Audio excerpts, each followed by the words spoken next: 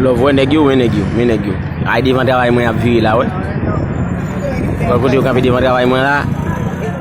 Mais camionnette d'immigration quand dit travail moi là, il a fait patrouille. Quoi ça m'a besoin là? Menegio. Ça dit travail moi il faut là comme ça là. Allez kaka.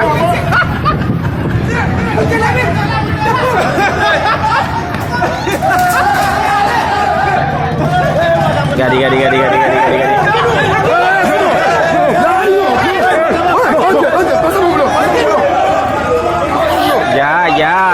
Ya se entre tranquilo.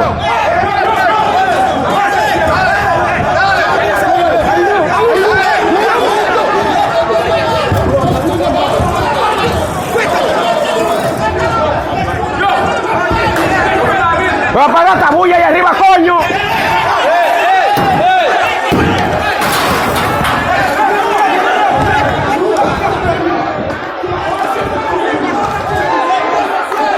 Apaga esta.